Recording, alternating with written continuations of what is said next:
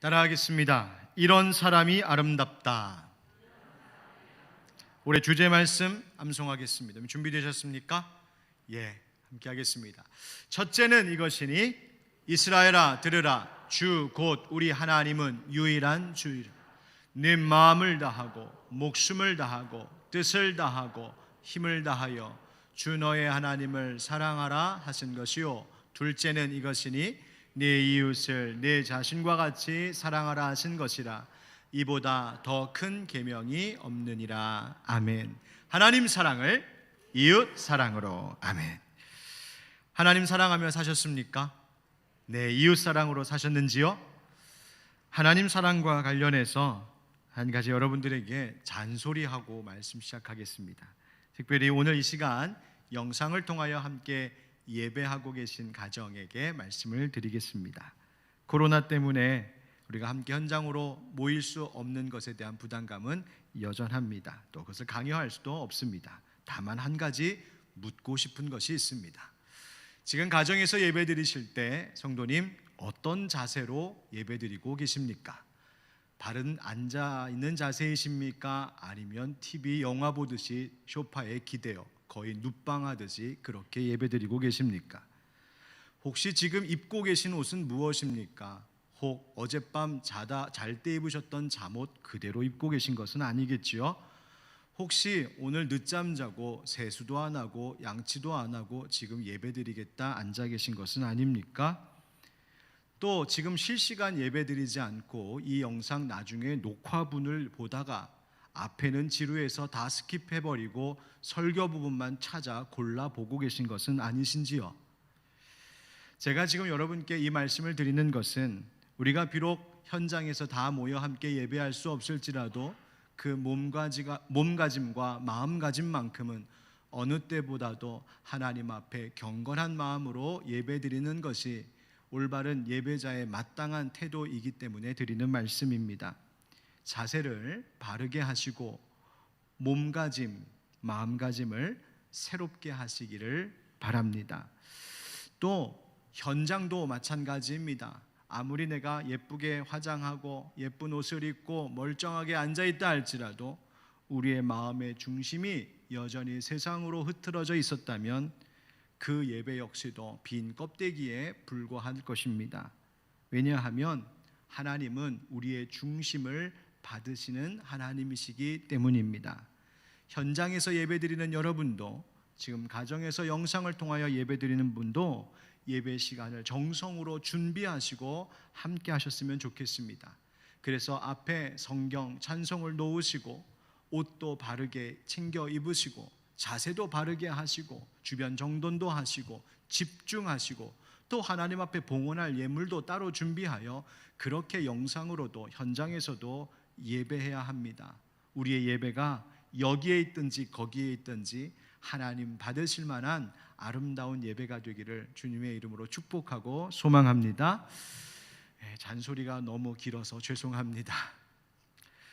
어느 날 하나님께서 천사에게 세상에서 가장 아름다운 것 3가지를 찾아와 보라고 명령하셨습니다.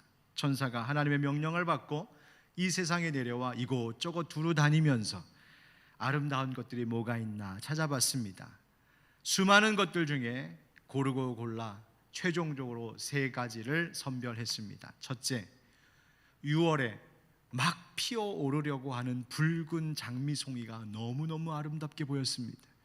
그래서 하나님 앞에 이것이 정말 이 세상에 아름다운 것이다 라고 보여드리기 위하여 이 장미꽃 한 송이를 취했습니다. 또 살펴보니까 막 태어난 어린 아기의 그 천진난만한 웃음이 너무나 아름답더랍니다. 그래서 그 아름다운 웃음도 준비했습니다. 그리고 또 하나는 바로 어머니의 그 따뜻한 사랑이 너무나 아름다워 그것을 준비했습니다.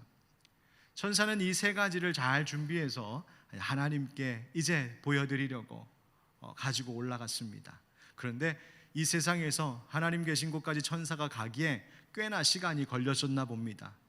막상 하나님 앞에 딱 당도해 보니까 그가 취하였던 장미꽃이 다 피고 이제 시들어져 완전히 그 모습이 사라지고 없어졌다는 겁니다. 두 번째로 어린 아기의 그 밝은 웃음도 시간이 세월이 지나고 나니까 어느덧 이 어린 아기의 모습은 온데간데 없고 나이 많아 얼굴이 조금은 험악해진 그 얼굴만 남아있더랍니다. 그런데 끝까지 남아있었던 아름다운 한 가지가 있으니 그것이 뭐라고요? 어머니의 사랑이었답니다. 이 이야기는 보통 이게 가정의 달, 어버이 주일 이럴 때 들려드리는 이야기이긴 한데 이 이야기를 가만히 생각해 보면 우리는 또 다른 깊은 생각에 잠기게 됩니다. 그것은 무엇이 정말 아름다운 것인가 하는 것입니다. 참 아름다움은 겉으로 보이는 표면적인 것에 있지 않습니다. 또 잠깐 즐기는 것에 있지도 않습니다. 참 아름다움이란 내면에서 변치 않고 갈수록 더 깊어지고 짙어지는 것, 바로 그것이 아름다움입니다. 우리는 세상이 아름답기를 원합니다. 그런데 아름다운 세상이란 멋진 풍경의 관광지도 아니고 번쩍이는 보물로 치장된 그 어떤 것으로 이루어지는 것도 아닙니다. 참 아름다움이란 그 속에서 참된 가치를 빛내고 또 그러한 가치를 아는 사람들이 주변 많은 사람들에게 선한 유익을 나누어 주는, 그렇게 아름다운 사람들이 만들어가는 것이 아름다운 세상입니다.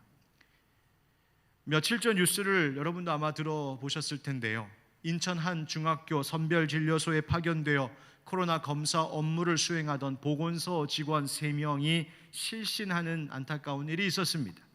이유는 그날 기온이 30도까지 치솟는 무더운 날씨였고 두꺼운 그 방호복을 입고 있는데 그 방호복 속이 어느 정도냐면 37.6도까지 그 온도가 올라가는 무더운 그 무더위 때문에 탈진하여 쓰러진 겁니다. 급히 선별진료소마다 에어컨과 휴식 공간을 설치하고 마련하겠다라고 하는 당국의 소식을 들으며 그나마 다행이라 생각했습니다. 이처럼 코로나 감염 사태가 오랜 시간 계속되어 오면서 최전선에서 뛰고 있는 의료진들의 수고와 고충이 이만저만이 아닙니다. 그런 어려운 현장들이 언론에 비춰질 때마다 정말 수고가 많다, 참 고맙다 생각하게 됩니다. 그리고 그 모습 볼 때마다 참 아름답다 생각했습니다. 우리는 마스크 잠깐 쓰고 있는 것도 그렇게 힘들고 답답한데 그 긴 시간 마스크와 고글을 써서 얼굴 곳곳에 상처가 나고 짓무르고 그래서 반창고를 여기저기 붙여서 버텨내고 있는 그 모습들, 그 모습은 어느 값비싼 화장품을 바른 얼굴보다 훨씬 더 아름답다 느껴진 것은 저만의 생각은 아니었을 겁니다. 아름다운 세상을 만드는 것은 아름다운 사람입니다. 그리고 그 아름다운 사람이란 세상에 헛된 것으로 치장한 사람이 아니라 그 내면의 아름다움을 가진 사람들이지요. 그 아름다움은 당장 나타나 보이는 것이 아닐 수도 있습니다.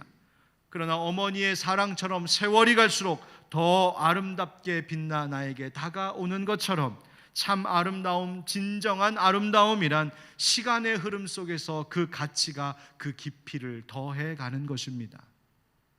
볼수록 아름다운 겁니다. 모든 사람들이 이 점에 대해서 모르는 바가 아닙니다.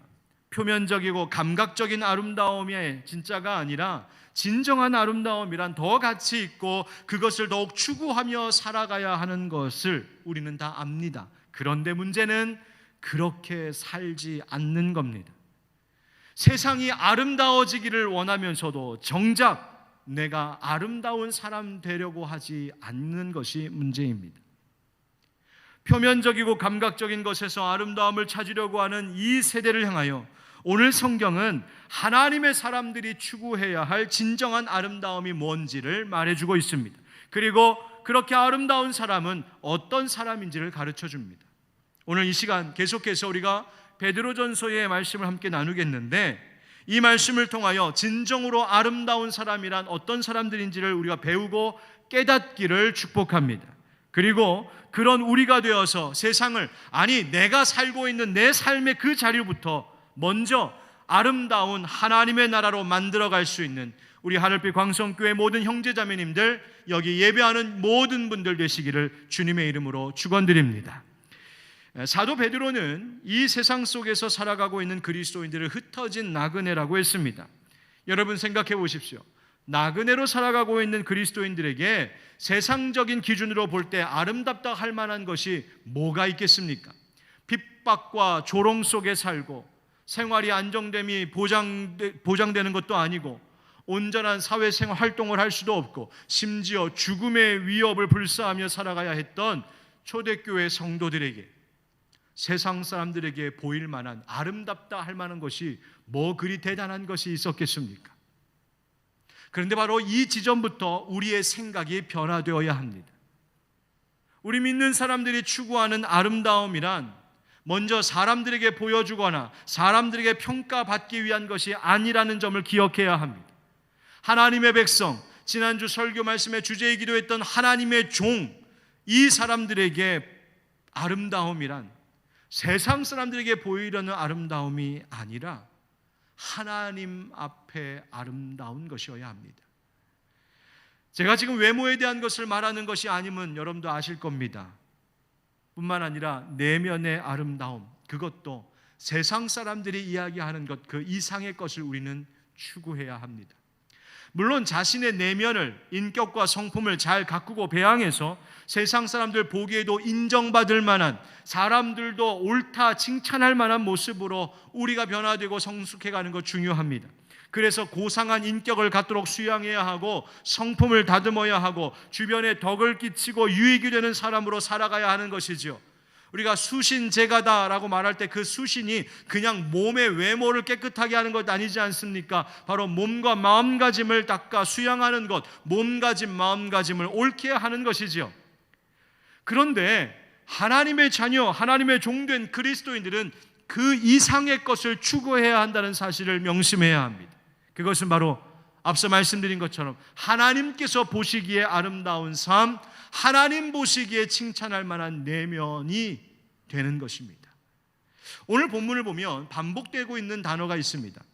19절, 20절에 노란 글씨만 보면 이는 아름다우나, 또 이는 하나님 앞에 아름다우니라 이렇게 되어 있습니다. 아름다움, 아름다움.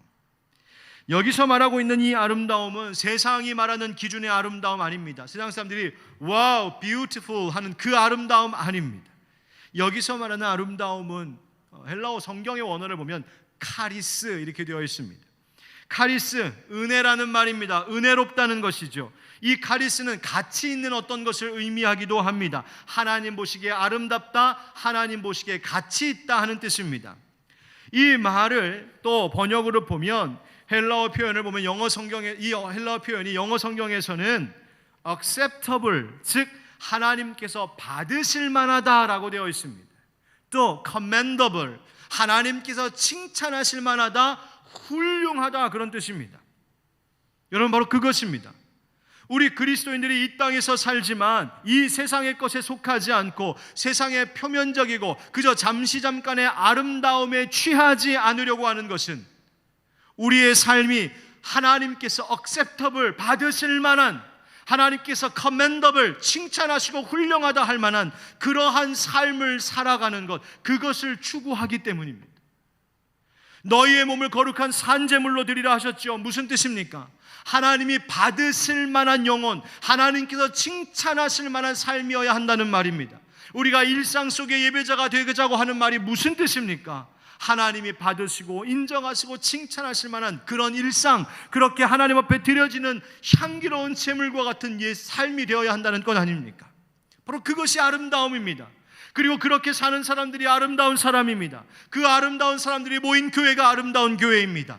그런 사람들이 이 세상을 아름답게 만들어가는 것입니다.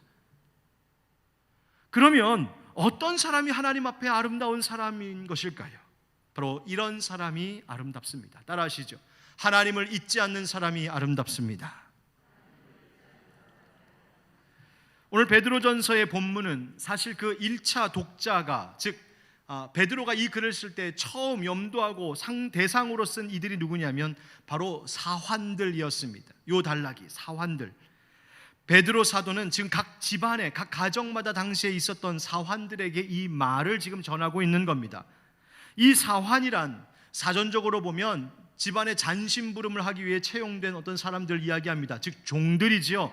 각 집안의 노예들을 말하는 겁니다.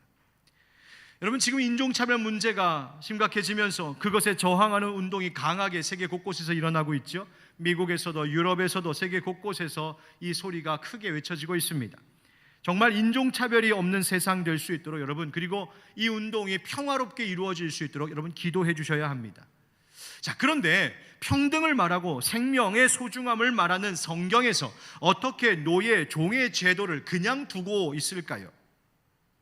베드로 당시의 사회와 그 문화를 우리 지금의 관점으로 보면은 조금 곤란합니다.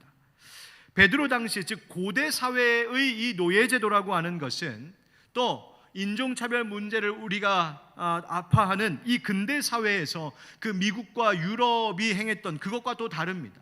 미국과 유럽과 같은 강대국들이 아프리카에서 흑인들을 잡아다가 노예를 팔고 했던 그것과는 많이 다른 개념이 바로 지금 베드로 당시 고대 사회의 노예 제도입니다. 고대 사회에서의 노예는, 이 종은 일종의 사회 계층이었습니다. 로마 사회에서 노예들이 차지하는 비율이 전체 인구의 25에서 40%에 이르렀다라고 추정합니다. 그래서 당시 노예는 인종차별과 같은 문제라기보다는 사회적 신분의 바탕을 두고 있는 개념이었습니다. 그래서 노예들 중에는 잔심부름 같은 것을 하는 이들도 있었지만 때로는 대접받는 노예들도 있었습니다. 요리사, 학교 선생님, 의사들도 노예 신분에 속했다고 합니다.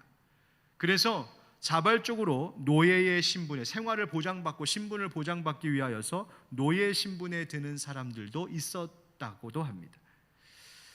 하지만 그럼에도 불구하고 여전히 노예는 그 신분상 주인의 소유입니다. 그래서 그 상대하는, 자기를 채용한 주인이 어떠하냐에 따라서 삶의 질은 완전히 달라졌습니다. 선한 주인을 만나면 노예도, 종도, 사환도 그 생활을 보장받고 좋은 환경과 좋은 조건에서 일할 수 있었지만 악한 성정의 주인을 만나면 고생이 이만저만 아니었습니다. 바로 그와 같은 사환들에게 베드로가 오늘 말씀을 통하여 이렇게 전하고 있습니다. 우리 18절 같이 읽겠습니다. 시작. 사환들아, 범사에 두려워함으로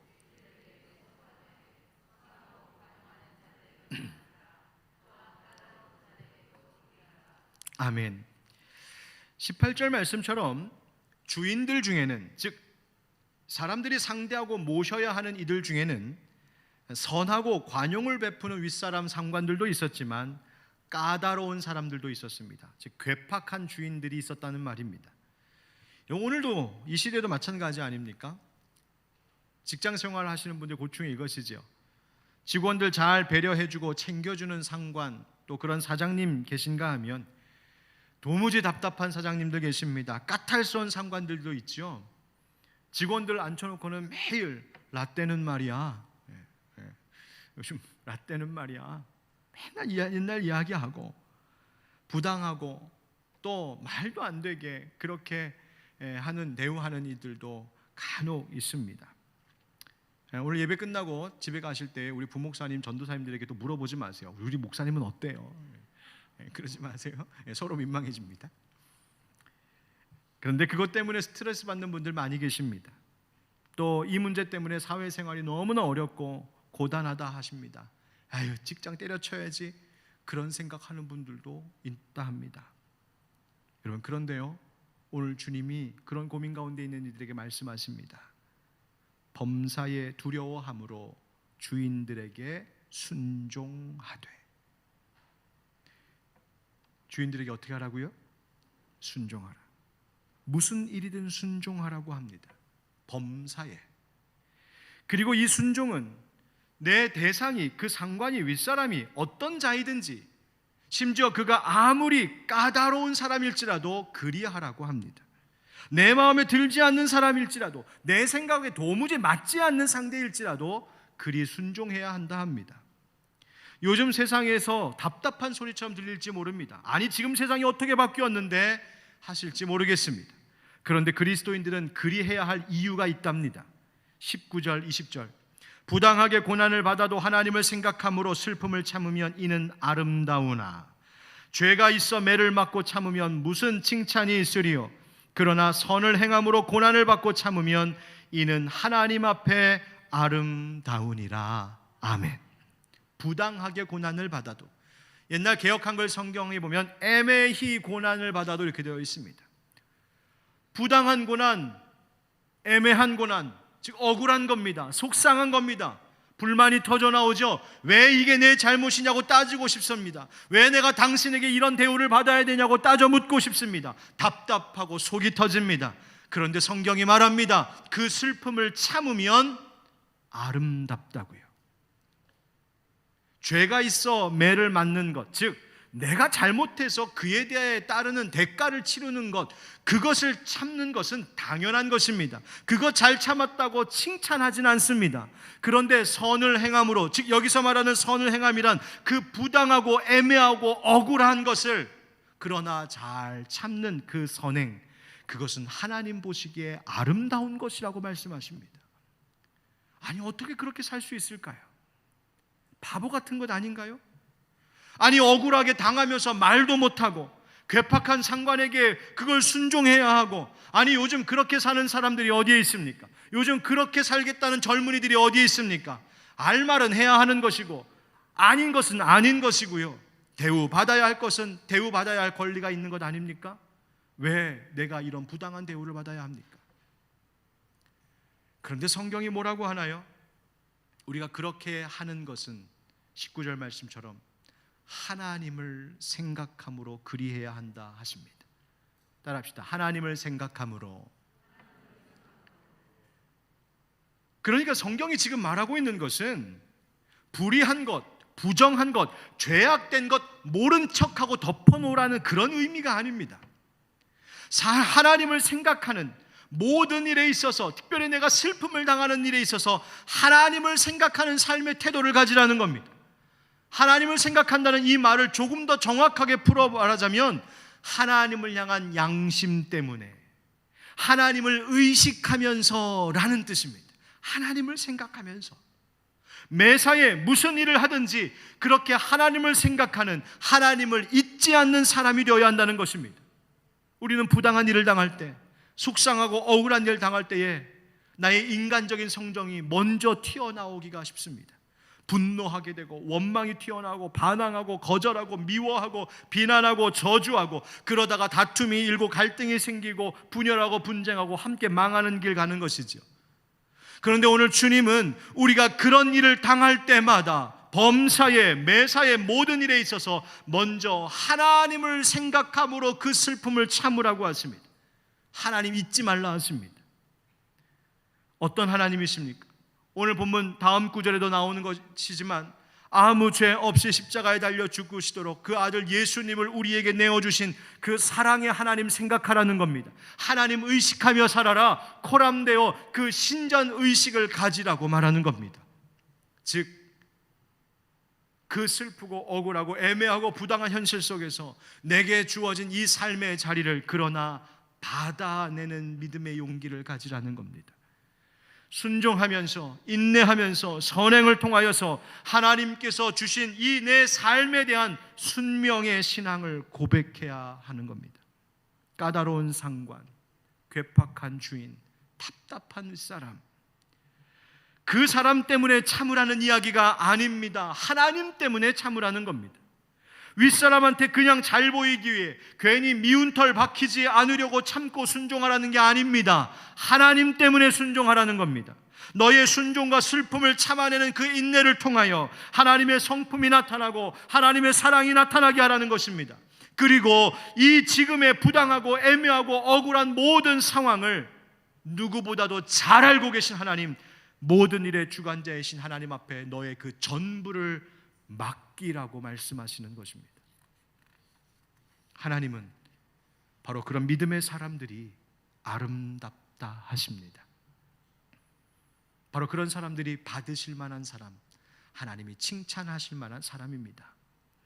우리 빌립보서 4장 8절 한번 같이 읽어보겠습니다. 시작. 끝으로 형제들아, 무엇에든지 참되며 무엇에든지 경건하며 무엇에든지 오르며 무엇에든지 정결하며 무엇에든지 사랑받을 만하며 무엇에든지 칭찬받을 만하며 무슨 덕이 있든지 무슨 기림이 있든지 이것들을 생각하라. 아멘. 무엇에든지 무엇에든지 무엇에든지. 여러분 기억하십시오. 아무도 보지 않는 것 같고 아무도 몰라주는 것 같지만, 그래서 지금 내가 말 안 하면 누가 알아줘? 내가 이 속상한 거 내가 다 표현하지 않으면 누가 이 속을 알아줘? 분통이 터지는 것 같지만, 그러나 지금 내 마음의 태도, 이 슬픔을 참아내는 그 인내와 그리고 두려움으로 모든 일에 순종하고자 하는 그 실천을 하나님이 보시고 하나님이 알고 계심을 여러분 기억하시기 바랍니다. 하나님이 향기로운 제사로 받으실 만한 것 되는 것, 바로 그런 삶입니다. 그런 사람들이 아름답다 하십니다. 이제 성경은 하나님 앞에 아름다운 인생이 무엇인지를 조금 더 한 걸음 더 나아가 말해주고 있습니다. 따라 하시죠. 그리스도의 본을 따르는 사람이 아름답습니다. 부당한 고난을 받은 인생을 따지자고 하면 이 인류 가운데 예수님 쫓아갈 인생이 없습니다. 예수님 부당하게 고난당하셨습니다. 여러분, 예수님 고난 생각하면서 인내합시다 라고 설교하면 우리 마음 저 깊은 속에서 이런 소리가 올라옵니다. 아유, 예수님이니까 되지, 예수님이니까 참지, 예수님이니까, 하나님이시니까 가능하지. 나는 하나님이 아니잖아, 난 예수님이 아니잖아, 난 못 참아, 난 못해. 이와 같은 우리의 이 깊은 마음의 소리에 대하여 무엇이 잘못되었는지 두 가지 이유를 말씀드리겠습니다. 첫째, 예수님은 하나님이셨지만 그러나 예수님은 또한 완전한 사람이셨습니다. 예수님은 우리와 똑같이 감정이 있으셨고 배고픔을 하셨고 피곤함을 하셨고 슬픔을 하셨습니다. 이 땅에서 예수님께서 슈퍼맨으로 어벤져스로 사셨던 것이 아닙니다. 사람들이 비난하고 조롱할 때에 아무런 감정도 생각도 없이 그렇게 계셨던 것이 아니었단 말입니다.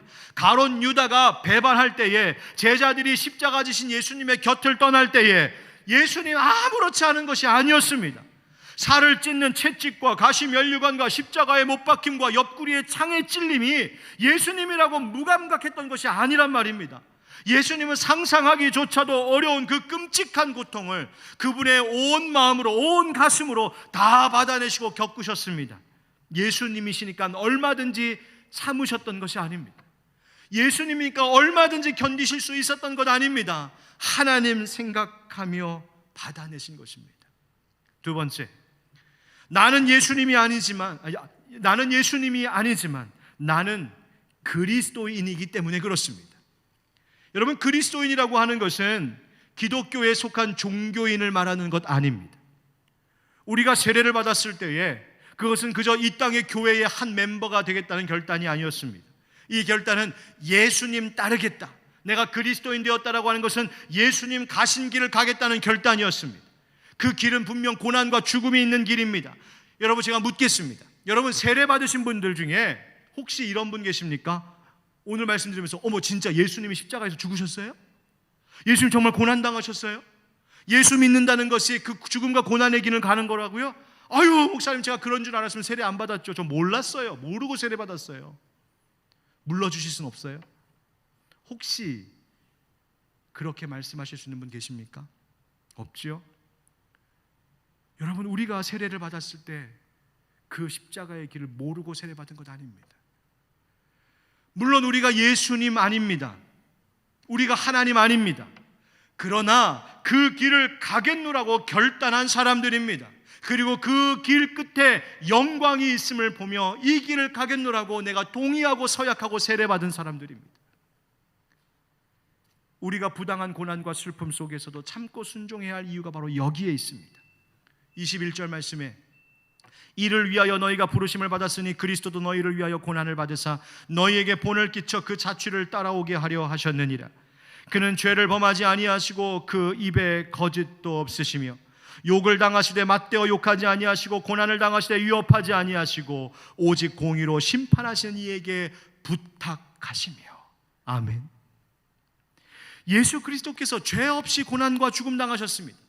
성경의 말씀 그대로 죄도 없으시고 거짓도 없으신 분이십니다. 완전하셨습니다. 완전한 의인이셨습니다. 그런데 그런 예수님께서 왜 부당하게 이 고난을 당하셨나요? 우리를 위한 대속의 은혜였습니다. 저와 여러분을 사랑하시기 때문에 그렇게 하셨습니다. 베드로는 그리스도께서 이 은혜를 베푸신 목적이 나의 영혼을 구원하시기 위하여 그것만이 아니라 우리로 하여금 그 은혜를 주신, 그 사랑을 주신 예수님의 발자취를 따라오도록 우리의 모범이 되어 주셨다는 것입니다. 그것이 목적이었습니다. 여러분, 예수님의 인격과 그분의 삶은 세상의 기준과 달랐습니다. 요즘에 여러분 보복 운전에 대한 뉴스 들으셨죠? 최근 제주도 카니발 사건이 그 예였습니다. 난폭 운전에 뒤따라가던 차가 항의를 했더니 운전자가 내려 생수통을 집어던지고 주먹으로 때리고 촬영하고 있는 핸드폰을 빼앗아 바닥에 내던져버리고, 난폭을 항의하고 또 항의했더니 보복하는 것, 그것은 그들의 이야기만이 아니라 어쩌면 우리의 자아상입니다. 그런데 예수님은 어떻게 하셨다고요? 욕을 욕으로 맞대하지 않으셨습니다. 고난을 위협으로 갚지 않으셨습니다. 대신 예수님은 어떻게 하셨나요? 오직 공의의 하나님께 뭐 하셨다고요? 부탁하셨다. 즉 맡기셨다는 것입니다. 바로 이것이 예수를 믿겠노라고, 나는 예수님을 믿는다고 하는 모든 그리스도인이 따르고 배워야 할 모범입니다. 여러분, 난폭 운전하지 마세요. 난폭 운전하지 마세요. 핸들만 잡으면 막 남성미가 흐르는 분들이 계시죠. 하지 마세요. 물론 직장에서 가정에서 눌려있다가 그 스트레스 운전으로 푸는 것 이해는 못하는 바 아닙니다만 위험합니다. 보복 운전도 하지 마세요. 보복하려는 마음 버리십시오. 앞에서 어떤 차가 쌩 하고 들어오면서 난폭 운전하거든 그냥 속으로 그러세요. 아유, 화장실이 급한가 보다. 아니면 아픈 사람 혹시 타고 있나 보다. 정말 급한 일이 있는가 보다. 제가 단순한 예를 들은 것이지만 우리는 모든 일에 대하여 그래야 합니다. 왜요? 예수 믿겠다 한 그리스도인들이기 때문입니다. 예수 안 믿는 분들에게 부탁하지 않습니다. 예수 믿는다 하셨으니 부탁하는 겁니다. 무슨 일을 당하든 예수님 따라 살고자 해야 합니다. 예수님이라면 어떻게 하셨을까 늘 스스로 물으며 살아야 합니다. 성령님께서 그리고 내 안에 가르쳐 주시는 대로 그 감동과 그 도전대로 순종하며 살고자 해야 합니다. 예수님 마태복음 7장 1절부터 5절 말씀에 이리 말씀하셨지요. 비판을 받지 아니하려거든 비판하지 말라. 너희가 비판하는 그 비판으로 너희가 비판을 받을 것이요 너희가 헤아리는 그 헤아림으로 너희가 헤아림을 받을 것이니라. 어찌하여 형제의 눈 속에 있는 티는 보고 네 눈 속에 있는 들보는 깨닫지 못하느냐. 보라, 네 눈 속에 들보가 있는데 어찌하여 형제에게 말하기를 나로 네 눈 속에 있는 티를 빼게 하라 하겠느냐. 외식하는 자여, 먼저 네 눈 속에서 들보를 빼어라. 그 후에야 밝히 보고 형제의 눈 속에서 티를 빼리라. 아멘. 여러분, 이 유명한 예수님의 말씀 이 한 구절만 가슴에 붙들고 살아도 아마 이 세상은 아름다워질 겁니다. 그렇습니다. 여러분, 내가 예수님같이 완전한 성품과 완전한 인격의 사람은 아직 아니기에 부족함이 물론 있습니다. 실수가 있습니다. 때로는 내 감정과 분노를 이기지 못하고 참지 못해 그 한계가 폭발할 때도 있습니다. 그러나 그렇다고 그 길을 포기해서는 안 되는 겁니다. 여러분, 믿음의 사람이라고 하는 것, 예수님 따른다는 것은 내 신앙의 그 한계치를 날마다 조금씩 극복하고자 하는 사람들입니다. 내가 어제 참지 못했던 것은 오늘 견디며 참아보려고 하는 것입니다. 오늘도 참는 것에 실패했다면 하나님, 내가 내일은 참고 견딜 수 있게 달라고, 믿음 달라고, 힘 달라고 기도하는 것입니다. 그것이 믿음의 사람이죠. 여러분, 그러나 걱정하지 마십시오. 그 길을 혼자 가는 것 아닙니다. 성령님이 우리와 함께 하시는 줄 믿습니다. 성령님이 도와주십니다. 성령님께서 우리 안에 계셔서 보혜사 성령님이 내 곁에 계시고 내주하고 계신 이유가 바로 그것입니다. 성령님이 우리와 함께 하시는 이유가 내가 이 땅에서 화려하고 아름답고 멋지게 성공하기 위하여 하나님이 성령님이 날 도우시는 것이 아니라 성령님이 나와 함께 하시는 것은 오늘도 예수님 가신 길 따르며 참아내며 슬픔을 견뎌내며 그렇게 조금씩 예수님의 인격과 성품을 닮아가라고, 그 일을 도우시느라고 성령님이 우리와 함께 하시는 줄 기억하시기 바랍니다. 바로 그것입니다. 여러분, 예수님은 힘없이 십자가에서 달려 죽으신 것 같지만 세상 사람들 보기에는 미련한 것 같고 바보 같은 것처럼 보였을지 모르지만 여러분, 예수님의 죽음이 그것으로 끝이 아니었던 것을 우리는 알고 있지 않습니까? 도살장에 끌려가는 어린 양처럼 말없이 죽음을 감당하셨지만 오히려 그 어린 양이 죽음의 권세를 이기고 부활하셨습니다. 하나님의 구원을 이루셨습니다. 바로 그런 삶의 길을 따라가는 사람들이 아름답습니다. 세 번째 주제이자 사실 오늘 설교의 결론이 이것입니다. 부당한 고난, 참기 어려운 슬픔, 두려운 현실의 위협들 속에서도 우리가 인내하고 순종해야 할 그 힘, 그렇게 살아갈 수 있는 힘이 어디서 오는 것일까? 바로 그것이 십자가입니다. 한번 따라 하시죠. 십자가로 사는 사람이 아름답습니다. 십자가. 여러분, 오늘 본문의 결론이 이렇게 나타납니다. 24절에 친히 나무에 달려 그 몸으로 우리 죄를 담당하셨으니, 십자가에 달려 담당하셨으니, 하나님의 아들이시고 메시아이신 예수님께서 인간의 손에 한 번 저항하지도 아니하시고 힘없이 십자가 죽음을 당하셨습니다. 왜요? 우리 죄를 담당하시려고. 그것이 은혜입니다. 대신 지셨다는 것이죠. 그 십자가의 은혜가 우리의 죄를 씻고 우리를 구원하는 것입니다. 여러분, 그거 바라보며 살아야 됩니다. 생후 태어난 지 6개월 만에 시력을 잃고 평생을 어둠 속에 살아야 했던 찬송 작사가 크로스비 여사는 평생의 그 어두움 속에서도 언제나 한 가지 보는 것이 있었습니다. 그것이 바로 십자가였습니다. 그래서 그 여인은 이렇게 노래했습니다. 예수 나를 위하여 십자가를 질 때 세상 죄를 지시고 고초당하셨네. 십자가를 지심은 무슨 죄가 있나? 저 무지한 사람들 메시아 죽였네. 피와 같이 붉은 죄 없는 이가 없네. 십자가의 공로로 눈과 같이 되네. 아름답다 예수여 나의 좋은 친구, 예수 공로 아니면 영원 형벌 받네.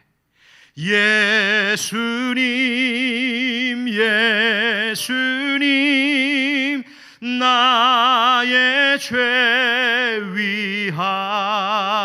위하여 보배 피를 흘리니 죄인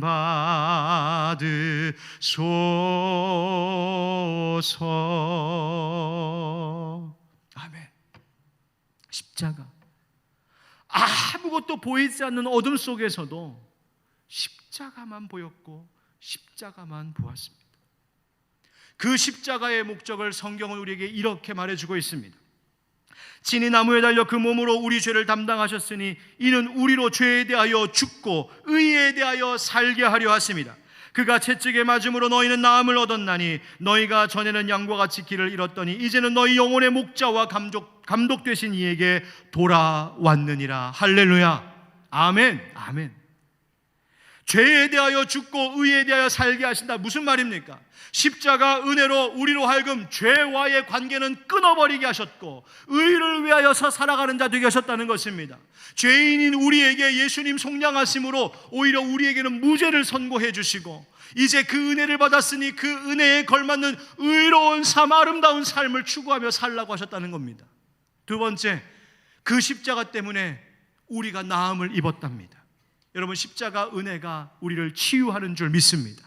오늘 우리의 모든 아픔을 치유하시는 십자가의 능력을 날마다 바라보고 붙들고 사시길 축복합니다. 내 마음의 상처들, 육신의 병든 것들, 가정의 문제들, 이 사회의 수없이 많은 아픔과 문제들, 십자가의 은혜가 치유할 줄 믿습니다. 심지어 코로나로 인하여 벌어지고 있는 모든 아픔까지도 주님의 계획 속에, 주님의 때에 십자가의 그 은혜가 이 사회를 회복시켜 주실 줄 믿습니다. 그리고 또 한 가지, 이 십자가의 은혜로 말미암아 갈 곳을 알지 못하며 방황하던 우리들의 목자가 되어주셨다는 것입니다. 흩어진 나그네 거류민과 같은 인생들, 어디로 가야 할지 몰라 방황하는 인생들을 향하여 예수님이 우리의 목자 되어주셨다, 우리의 감독자 되어주셨다는 것입니다. 더 이상 방황하지 않아도 된다고요. 주님께 돌아가 있으면, 십자가 붙들며 살면 주님이 우리의 갈 길을 인도하신다 말씀하십니다. 사랑하는 성도 여러분, 바로 이것을 기억하며 그리스도인들은 날마다 십자가를 묵상하며 사는 사람들입니다. 오늘도 무슨 일을 만나든지 범사에 내가 두려움 가운데에 순종하며 살 수 있는 것, 슬픔을 참아낼 수 있는 것, 부당하고 애매하고 억울한 그 고난을 내가 감내할 수 있는 그 힘은 바로 날마다 그 십자가를 묵상하며 사는 것에 있습니다. 사랑하는 성도 여러분, 바로 그렇게 날마다 십자가 붙들고 사는 사람들, 그들이 아름답다, 칭찬할 만하다, 훌륭하다, 하나님 우리에게 말씀하십니다. 저는 우리 하늘빛 광석의 모든 성도님들과 오늘 이곳에서 가정에서 예배하는 우리 모든 교우들, 예배자들이 그렇게 하나님 보시기에 아름다운 사람들 되시기를, 그래서 이 교회도 이 세상도 아름답게 만들어가는 우리가 되기를 예수님의 이름으로 축원드립니다. 아멘. 함께 찬양하겠습니다. 오늘 말씀 기억하면서 원하고 바라고 기도합니다. 예수님의 성품, 예수님의 인격 내가 닮아가게 하여 주옵소서. 오늘 말씀 기억하며 함께 찬양하겠습니다.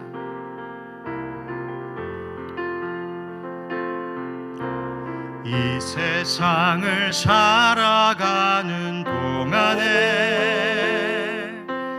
나의 힘을 의지할 수 없으니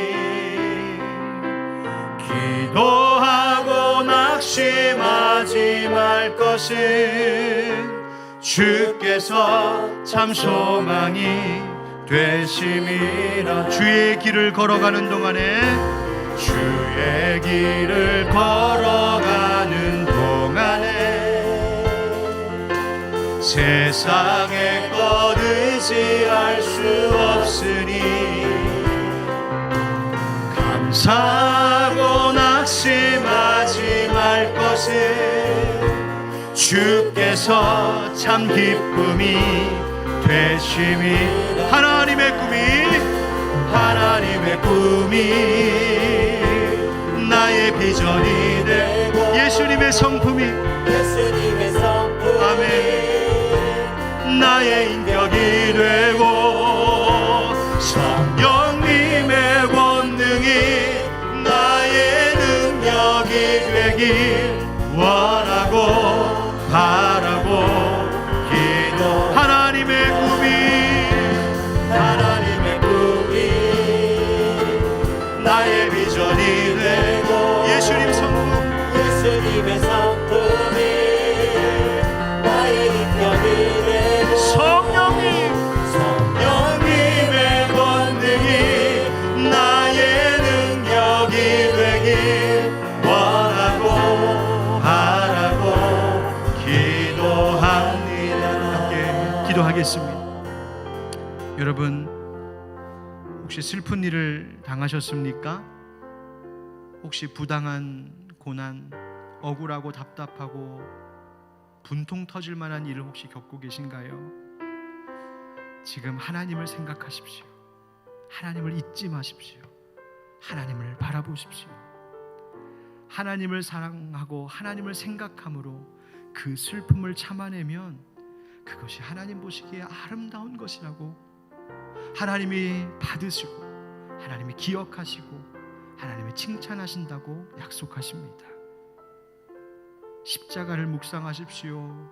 그 십자가의 은혜가 우리로 하여금 견딜 힘을 줍니다.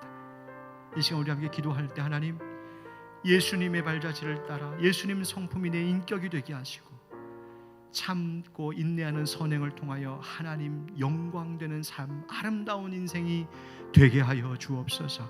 그리고 코로나 하나님 속히 멈춰주시고 우리를 속히 치료하여 주시옵소서. 우리 이 시간 잠시 함께 말씀 붙들고 기도하겠습니다. 기도합시다. 은혜가 풍성하신 아버지 하나님, 주님 앞에 나아가 주님 앞에 간절히 구하고 기도합니다. 하나님, 우리가 얼마나 연약한지요. 우리 가운데 있는 이 어려움과 또 우리 가운데 있는 이 부당하고 억울하고 애매하고 답답한 것들 때문에 하나님, 내가 하나님 범죄하지 않게 하여 주옵소서. 범죄하지 않게 하여 주시옵소서. 하나님 앞에 아름다운 자가 될 수 있도록 하나님을 늘 생각하는 자 되게 하여 주옵소서. 하나님께 인정받는 사람, 칭찬받는 사람 되게 하시고 그 아름다운 사람이 아름다운 가정을 이루고 아름다운 교회를 이루고 아름다운 세상을 이루게 하여 주옵소서. 주님, 코로나를 속히 물리쳐 주시고 모든 교회와 일상이 완전히 회복되게 하여 주시옵소서. 주님 의지.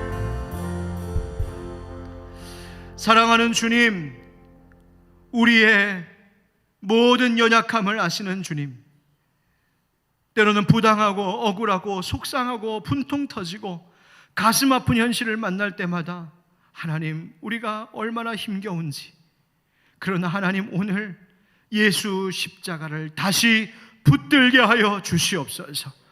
하나님, 비록 세상 사람들에게는 조롱과 비방의 거리가 될지라도 하나님께 인정받고 하나님께 칭찬받는 아름다운 사람들이 되게 하여 주시옵소서. 십자가 붙들고 살게 하시옵소서. 십자가를 묵상하며 살게 하여 주시옵소서. 그런 믿음의 용기를 가지고 이 세상 가운데 하나님의 기쁨, 또한 하나님의 영광이 되는 아름다운 우리가 되게 하여 주시옵소서. 주님, 아픔으로 인하여 힘겨워하고 있는 이들이 있습니까? 육신의 아픔, 영혼의 아픔, 가정과 일터의 어려움 가운데 있는 이들, 주님, 오늘 주의 위로를 더하여 주시어서 주님의 그 넓은 품에 안아주시고, 그렇게 어렵고 힘든 중에도 내가 하나님 앞에 헌신하는 삶 살겠습니다 다짐하는 주의 백성들 위해 치료의 은혜, 하나님 보상하시는 그 은혜를 베풀어 주시옵소서. 주님, 한 주간을 또 살아가겠습니다. 하나님, 코로나로부터 우리를 보호하여 주시고 또 회복시켜 주시고 모든 사회, 모든 가정, 일상이 완전한 회복을 맛보게 하여 주시옵소서. 예수님의 이름으로 축복하며 기도하옵나이다. 아멘. 지금은 우리 주 예수 그리스도의 은혜와 하나님 아버지의 크고 놀라우신 사랑과 성령의 교통하심과 역사하심이 주님 말씀 기억하며 아름다운 사람 되어 아름다운 교회, 아름다운 세상 만들겠습니다 다짐하는 모든 주의 백성들 위해 영원까지 함께 하시기를 간절히 축원하옵나이다. 아멘.